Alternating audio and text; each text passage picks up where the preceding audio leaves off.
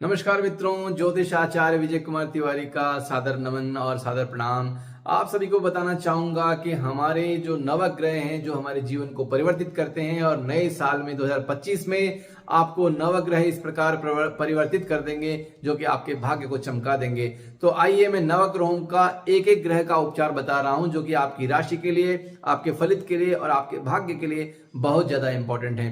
तो सबसे पहले मैं आज के वीडियो में बताना चाहूंगा, सबसे पहले आपका जो ग्रहों का सबसे राजा है उसे सूर्य कहा जाता है और सूर्य सभी ग्रहों का राजा कहलाता है। क्योंकि सूर्य कई ग्रहों के साथ मिलकर आदित्य योग बनाता है, जिसे बुधादित्य योग है, भूमादित्य योग है, अलग अलग प्रकार से योग बनाता है जहां पर वो सबसे ज्यादा पावरफुल रहता है। तो सूर्य जो है सब केंद्र में रहता है और सूर्य का उपचार मैं बताना चाहूंगा कि सूर्य को प्रातःकाल तांबे के लोटे में अर्घ्य प्रदान करें और वह तांबे के लोटे में अर्घ्य प्रदान करने का समय जो होता है वो मुख्य रूप से काम करता है।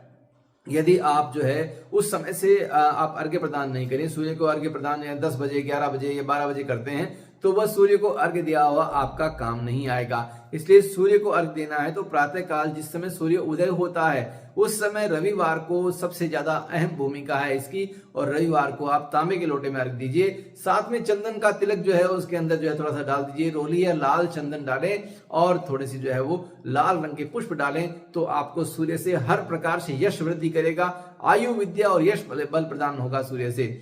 दूसरा उपचार मैं आपको बताना चाहूंगा चंद्रमा का।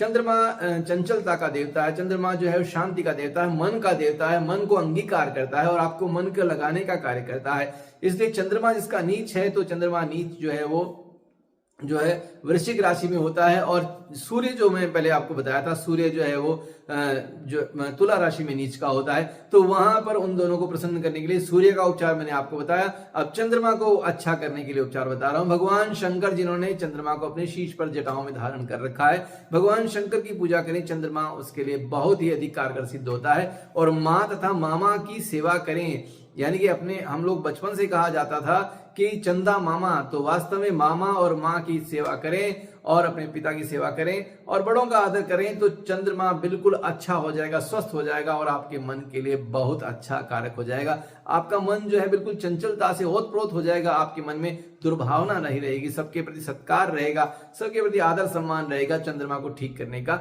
यही एक उपाय है। साथ में दूसरा और उपाय भी है कि चंद्रमा के दिन यानी सोमवार के दिन यदि आप सफेद कलर की चीज जैसे दूध का दान कर दिया, चावल का दान कर दिया, क्योंकि चंद्रमा का रंग सफेद होता है तो वहां भी आपको लाभ मिलता है। तीसरा मैं आपको बताता हूं जो सेनापति कहलाता है मंगल, जिससे आप सब लोग हतप्रभ हैं और सब जानते हैं कि मंगल रोग कारक भी होता है और क्रोध भी अधिक आता है। जो मांगलिक व्यक्ति होता है उसे क्रोध भी बहुत आता है। तो अब मैं बताना चाहूंगा कि मंगल किस प्रकार से आपको लाभ प्रदान करता है। मंगल का प्रतीक जो है बजरंगबली को हम लोग मानते हैं, तो बजरंगबली का सुंदरकांड, हनुमान चालीसा या बजरंग बाण का यदि आप पाठ करें मंगलवार को तो बहुत अधिक लाभ मिलेगा।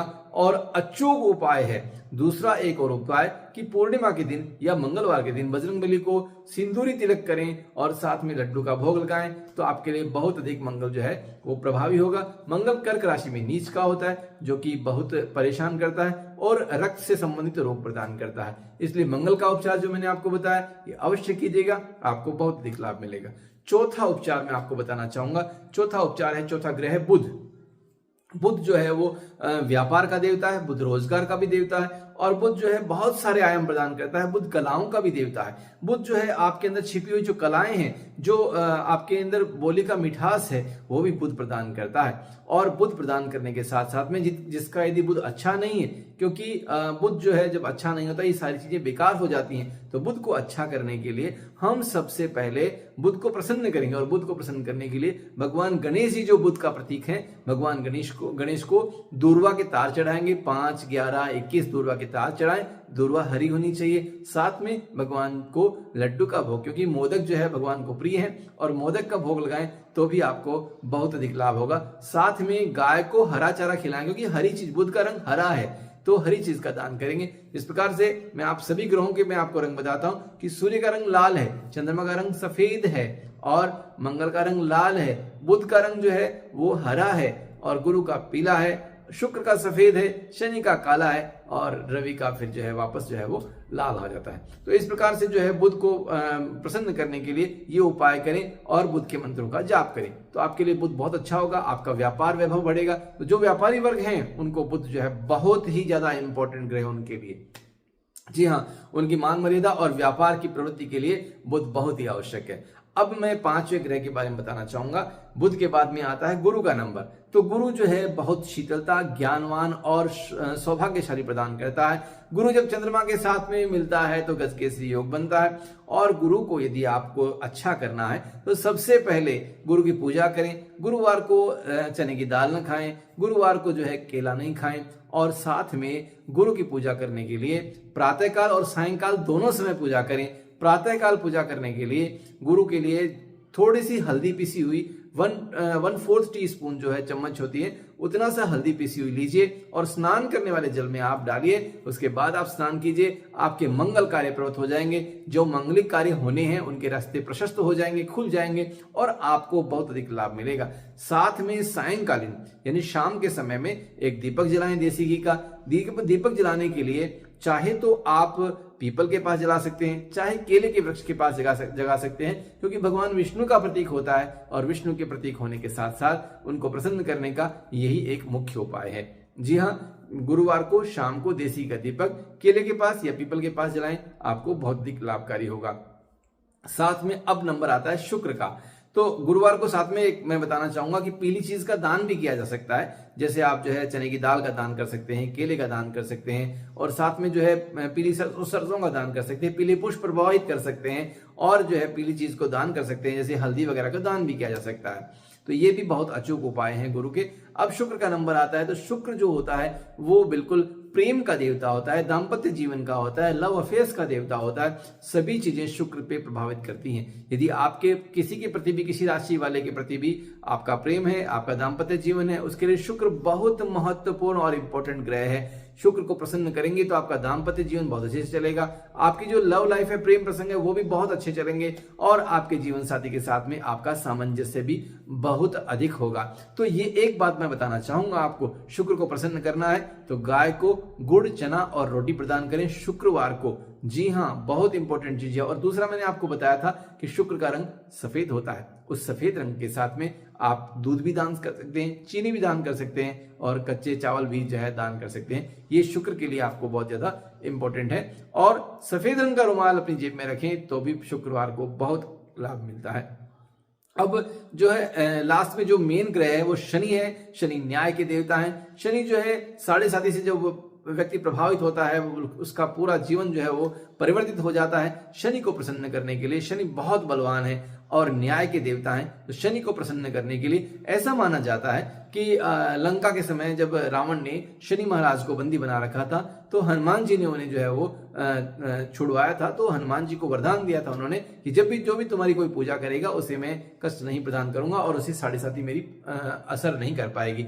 तो ये बात मैं विशेष आपको बताना चाहूंगा कि शनि की 7.5 में भी और अलावा शनि की महादशा में भी और जो शनि का प्रभाव कोई भी कुंडली में होता है तो वहां पर भी भगवान बजरंगबली का खूब आशीर्वाद रहता है। आप सुंदरकांड करें, आप बजरंग बाण करें और आप जो है हनुमान चालीसा का पाठ करें। नित्य प्रातःकाल स्नान करने के बाद जब आप घर से बाहर निकलते हैं उस समय भी आप बजरंग बाण का या हनुमान चालीसा का पाठ कर सकते हैं। साथ में यदि आप शनि को जो है और प्रसन्न करना चाहते हैं तो शनिवार को प्रातःकाल सरसों के तेल का दान करें। जी हाँ, कोई भी जो आपका जो शनि महाराज का कोई भी व्यक्ति आता है और तेल मांगने के लिए आता है तो उसको आप या शनि मंदिर में आप जाकर जो है वो साबुत मसर की दाल, साबुत उड़द की दाल जो है वो चढ़ा सकते हैं और साथ में जो है थोड़ा सा तेल भी दान कर सकते हैं। और जो है शनिवार को शाम को एक दीपक जलाना है पश्चिम दिशा की ओर मुख करके।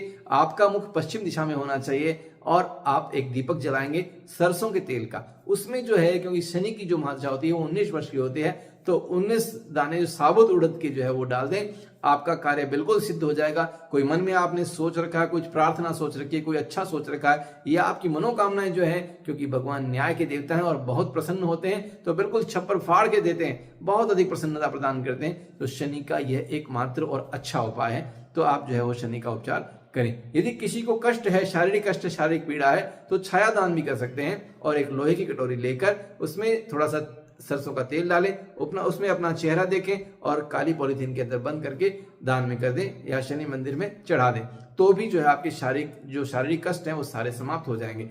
इसके बाद वाला जो मैं बता रहा हूं, राहु और केतु, तो राहु के लिए भी जो है वो कहते हैं कि कोको कोला कलर का कपड़ा, क्योंकि उसका रंग गोमेद का कलर का होता है, तो वहां पर कोको कोला कलर का कपड़ा जो है दान किया जा सकता है। और साथ में बुधवार को, क्योंकि बुध का अतिमित्र होता है राहु, तो बुधवार को शाम को तिल के तेल का दीपक जलाया जाए तो भी आपके लिए बहुत अधिक लाभप्रद रहता है और आपको प्रसन्न करता है।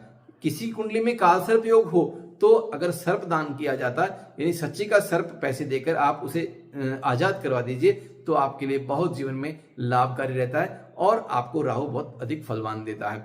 साथ में अब जो है लास्ट जो आता है वो केतु का है, तो केतु गुरु का अति मित्र है, तो केतु का यदि उपचार करना है आपको, तो केतु के लिए गुरुवार को आप जो है वो धूम्र कलर का कपड़ा जो है वो दान करें और गुरुवार को शाम को एक जो है दीपक जलाएं तिल के तेल का, जिसमें जो है वो केतु के मंत्र का उच्चारण करें, तो आपको केतु भी बहुत अधिक लाभ देगा।